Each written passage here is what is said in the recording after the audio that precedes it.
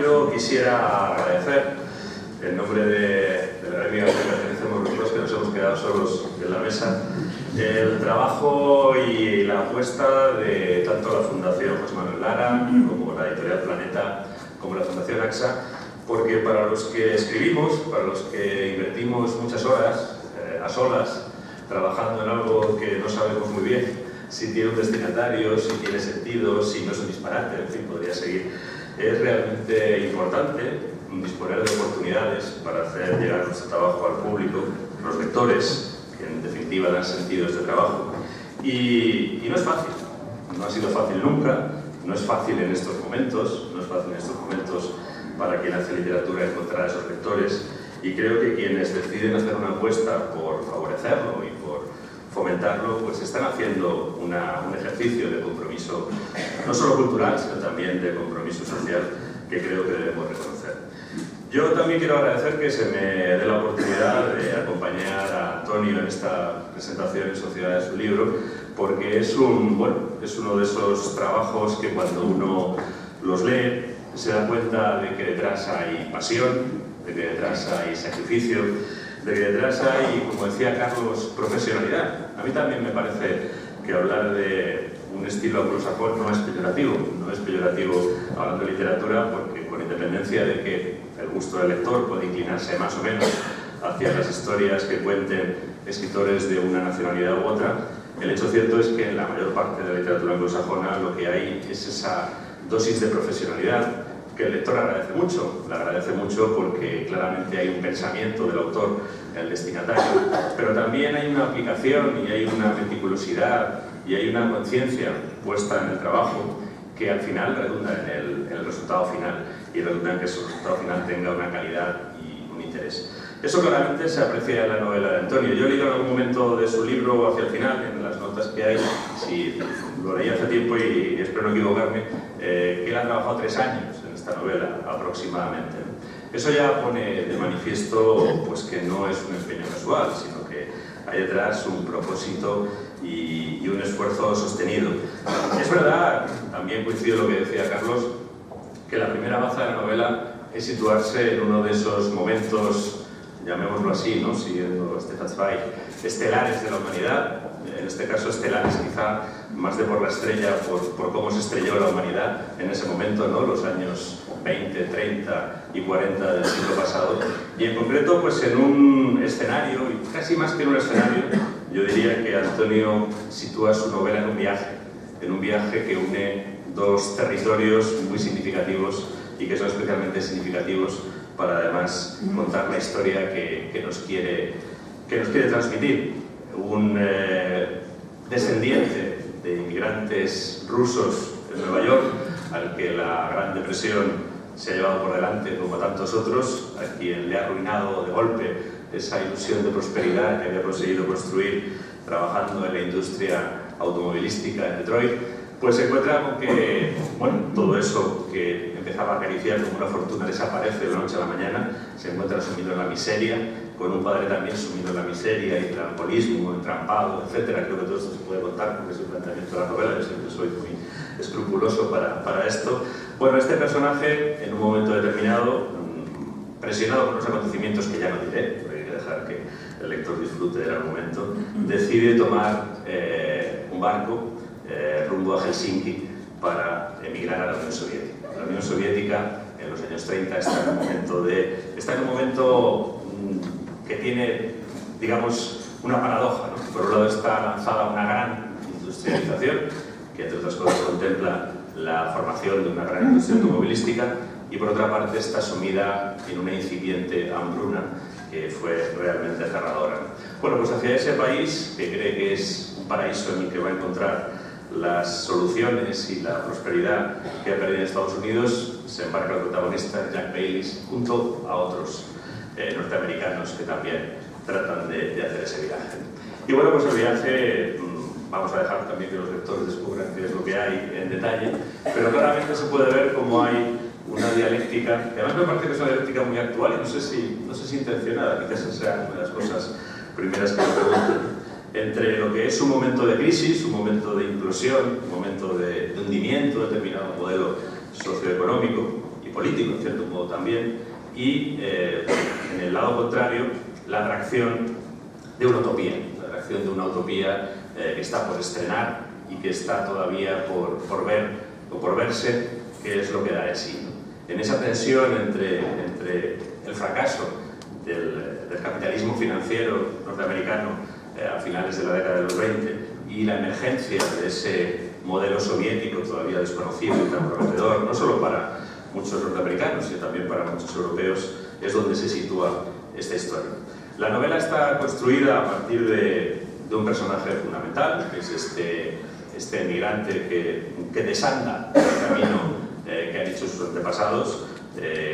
Tiene la ventaja del idioma, él habla ruso, él se entiende rápidamente cuando llega allí, se convierte en una suerte de guía de sus compañeros, y allí pues lo que se desarrolla es, por un lado, la inserción de estos norteamericanos en la realidad soviética. El autor nos traslada a los ambientes, primero los ambientes neoyorquinos, de ese Nueva York deprimido, que además tiene como una especie de bipolaridad. Por un lado está Brooklyn, uno de los arrabales exteriores donde aterrizan los inmigrantes y donde malviven muchos de ellos, y por otra parte está Manhattan, que empieza a ser que ya es el gran centro financiero, donde incluso pese a la crisis todavía queda un islote de opulencia que los indigentes de Brooklyn ven simplemente pues, a través del río, ¿no?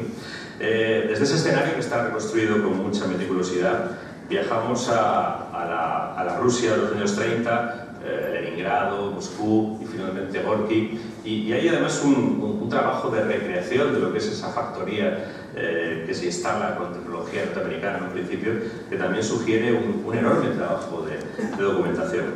Hay quien piensa que la literatura no tiene por qué someterse a los dictados de la realidad, y me parece una postura completamente lícita, legítima, y que ha dado lugar a grandes historias y a grandes escritores. Pero cuando un escritor acepta construir sus ficciones a partir de una realidad y acepta además que esa realidad no va a comparecer ni de modo casual ni aleatorio, sino que va a hacer un esfuerzo por restituírsela al lector de la forma más completa posible, creo que los que lo hemos hecho alguna vez sabemos bien la tensión que se plantea entre esa documentación que te lleva muchas horas y que al final se convierte en fuente de tus insomnios y tus desvelos, y esa necesidad de fabular, de crear una ficción, de crear unos personajes que tengan alma, que sean memorables, que se queden contigo, que te hagan, cuando vuelves a casa, desear encontrarlos, y que te hagan, cuando cierras el libro, recordarlos como si fuera gente que pasó por tu vida. Y quizá por aquí, Antonio, si te parece, podemos empezar la conversación, ¿no? No sé cómo ha sido para ti el esfuerzo de trabajar con tanta documentación y tan precisa. Al final, en el epílogo das razón de fuentes, asesores y todo tipo de materiales que has utilizado.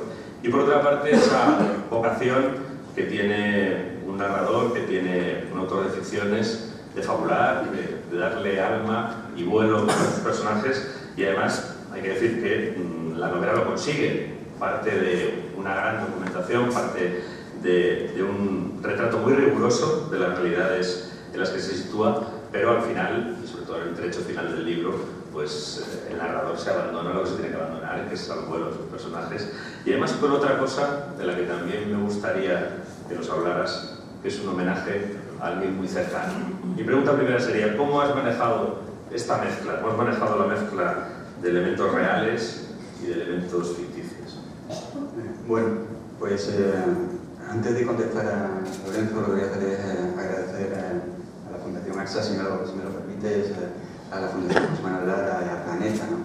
Y también a Lorenzo, que esté aquí hoy, y a todos ustedes por asistir a esta presentación. Para mí es un placer poder contar con la presencia de todos ustedes y contarles un poquitito, ¿no?, cómo ha sido el proceso de creación de esta novela, que tantas satisfacciones me está dando y que yo espero que de alguna manera luego también se las dé a ustedes, ¿no?, a modo de evolución y de agradecimiento por mi parte.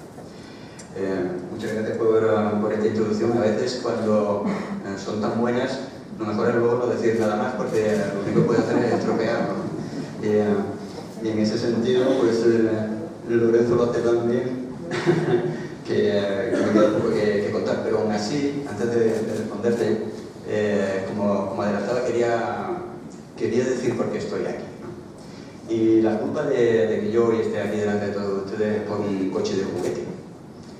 Ese coche de juguete es el que provocó que yo me hiciera ingeniero. Y también ese coche de juguete es el que hizo que un día quisiera escribir. Yo cuando tenía 8 o 10 años era muy flaquito. Ya tenía gafas y no me cogían para jugar al fútbol, ¿no? Entonces era el último que se quedaba allí y sin embargo tuve la fortuna de que mis padres me contaban cuentos, me dejaban libros y lo que no encontré jugando al fútbol con mis compañeros lo encontré en esas aventuras que me hicieron viajar y vivir otras vidas, ¿no? Y eso fue maravilloso. Y entonces quise escribir. Me presenté a un concurso de redacción y no sé si tuve la suerte o la mala suerte de ganar. Y el problema fue ese enorme Mercedes de juguete que me regalaron. Yo no había visto un juguete igual, era más grande que yo, me deslumbró y dije, bueno, yo ya no quiero escribir más, yo quiero un coche como este. Y me hice ingeniero. Claro, luego, sin embargo, pues cuando tú tienes un sueño, hay que luchar por conseguirlo. Hay que dar todo lo que tienes porque solo tenemos una vida. Y yo tenía ese sueño dentro. Cuando por fin me dediqué a escribir mi primera novela, cuando empecé a escribir las primeras palabras, pues mis padres, mi mujer, que creo que sí estaba loco, sé qué hacían. Bueno, yo no le hice mucho caso. Tuvo que ocurrir otro accidente. En este caso me atropelló un coche que me fisuró el coche y estuve 6 meses casi postrado y eso me permitió terminar mi primera novela. Cuando el boceto, no, el primer borrador lo leyó mi madre, me dijo, hijo mío, esto está muy bien, has hecho un trabajo fantástico, pero hay una parte que sería mejor que quitaras. Y yo, mamá, ¿qué dice? Bueno, es que estas escenas de sexo, no sé, es que no te das cuenta que todo el mundo va a pensar que esta guarrería la haces tú. Claro, yo intenté explicarle que tampoco era un asesino, ¿no? Como los asesinos que aparecían allí. Y sin embargo, bueno, pues luego, cuando por fin conseguí el éxito, ¿no? Esas novelas se tradujeron y alcanzaron el número 1 de ventas en Estados Unidos, mi padre, orgulloso, ha conseguido que sea la persona yo más odiada de mi pueblo, porque él persigue a todos sus vecinos, ¿no? Con un cargamento de recortes y de fotocopias, y claro, ya le temen y me temen a mí. Bueno, pues esto, o sea, por un lado me ayudó inculcándome el amor por la lectura, por otro lado, pues ahora no puedo ir por mi pueblo. Pero bueno, gracias a eso, un día pensé que tenía que seguir ese sueño y ahora estoy aquí. De manera que gracias a los lectores que han hecho posible que esa ilusión mía se convierta en realidad y después de esta pequeña perorata, pues paso a contestar esa pregunta, ¿no? Sobre la dificultad que existe entre la documentación y la ficción. Y para mí eso se resume muy fácil. No se trata de contar tanto una historia auténtica como contar una auténtica historia. De eso se trata. Se trata de que tus personajes conmuevan, de que tus personajes te lleven, porque son ellos los que te contaminan con sus pasiones, con sus emociones. Son ellos los que te llevan de la mano, los que te convencen de que merece la pena preocuparse por ellos y te preocupas por ellos porque son esas cosas las que te preocupan a ti, las que les pasan a ellos. De forma que al final esa documentación exhaustiva tiene que ser un decorado y un barniz. Y lo importante es lo que le pasa a la persona. Eso es lo que nos importa. Si somos personas nosotros, lo que nos importa es que sucedan los libros, porque es lo que nos hace ver dentro de ellos la magia de la vida. La sensación. Tú has trabajado con unos personajes que son norteamericanos, rusos. Por otra parte, hay una serie de ambientes, tanto ese Brooklyn de los años 30, ese San Petersburgo recién convertido en Leningrado, ese Moscú, esos campos de trabajo que también aparecen en algún momento. De todo esto tenemos muchísimas referencias cinematográficas, literarias. ¿Tú te has servido de esas referencias? ¿Te han pesado? Yo te confieso que leí tu novela y cuando hablas de Brooklyn estaba viendo permanentemente la Una vez en América. Sucede precisamente en ese mismo barrio de los inmigrantes judíos en Brooklyn, ¿no? ¿Cómo has hecho con este material? ¿Lo has aceptado y lo has asimilado? ¿Te has opuesto para que no te influyeras? Claro, es que escribir una novela en Nueva York, claro, son escenarios que están muy... No sé si tú recuerdas tu primera sensación de poner el pie. Yo la primera vez que puse el pie en Nueva York, Manhattan, Brooklyn, estoy en una película, es decir, esto no es real, esto es un decorado, lo has visto tantísimas veces que te cuesta encontrar esa imagen real. Sí, bueno, en mi caso fue todavía más fascinante porque había un tío disfrazado de Spiderman allí en el aeropuerto, ¿no? Y dije, esto de verdad es América. De manera que siempre te influye, ¿no? Esas situaciones, aunque ha cambiado la historia, pero hay fotografías que quizás reflejan momentos especiales de esas personas, de esas situaciones que son las que te conmueven el corazón y que te dejan una impronta grande, permanente. Más que una película, más que lo que lees, son esas sensaciones las que luego debes intentar transmitir para que el lector las sienta como suyas, ¿no? No se trata tanto de que el escritor viva experiencias para que luego los lectores las imaginen. Yo soy partidario de que el escritor las imagine para que sean los lectores quienes las vivan. Esto creo que es más interesante, ¿no? Y por eso yo me imagino a esas personas que lo tenían todo, que vivían en el mejor país del mundo, que cerraban los clubes de jazz hasta el amanecer, que se paseaban por los bulevares repletos de luminosos, con los últimos estrenos de Hollywood, con esos rascacielos que rozaban las nubes, ¿no?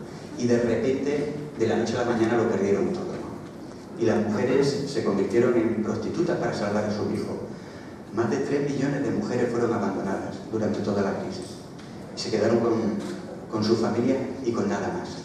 Los hombres se convirtieron en criminales. Y comían solo una vez al día en algunas de las casas de la caridad que curiosamente habían fundado pues, miembros del AMPA, ¿no? Como Al Capone. Era curioso. No tenían nada y un anuncio en el New York Times proclamaba que la Unión Soviética ofrecía trabajo para cualquier desheredado, ¿no? Y muchos vieron allí un motivo de esperanza y lo creyeron y se embarcaron, ¿no? En esta terrible aventura vital que les llevó hasta el confín del mundo y que puso a prueba de qué pasta estaban hechos. ¿Por qué? ¿Por qué has elegido esta historia? ¿Por qué de todas las historias a tu disposición, mucho más cercanas en el tiempo y en el espacio, por qué has escogido esta historia? Bueno, pues en ocasiones yo creo que los escritores, cuando se enfrentan a la página en blanco, tienen que contar algo. Vienen los plazos y tienen que contar algo, ¿no? Y no se trata de eso. No se trata de contar lo primero que creas porque es sorprendente. Tienes que encontrar algo que contar. Y de esa manera sí que pellizcarás el corazón de la gente. Y en este caso había algo que contar. Una historia apasionante, desconocida, pero también una historia próxima, porque nos afecta a nosotros y a lo que hemos vivido recientemente. Ese paralelismo que existe entre lo que sufrió aquella gente, cómo luchó por sobrevivir y lo que ha sucedido ahora en nuestra sociedad. Todos hemos tenido de cerca personas que lo han pasado mal y todos hemos intentado ayudar, ¿no? Hemos visto que de nuevo los poderosos se han aprovechado en su propio beneficio y quienes han pagado al final los platos rotos han sido, como siempre, los inocentes. La gente más débil. Esto quería contar. ¿Para qué? Para que aprendamos de nuevo, para que de esto saquemos el ejemplo y veamos que tenemos la obligación de velar por nosotros mismos y de no esperar a que vuelva a suceder, ¿no? Me entusiasmó esta historia. Me entusiasmó la historia de unos desesperados que lucharon por su vida y que nunca se rindieron, que se embarcaron hasta el confín del mundo porque no tenían otra esperanza, pero no se vinieron abajo. Y luego allí, cuando pasó lo que pasó, pues seguramente seguiremos hablando y seguimos luchando. Y esto es lo que todos nosotros debemos siempre hacer.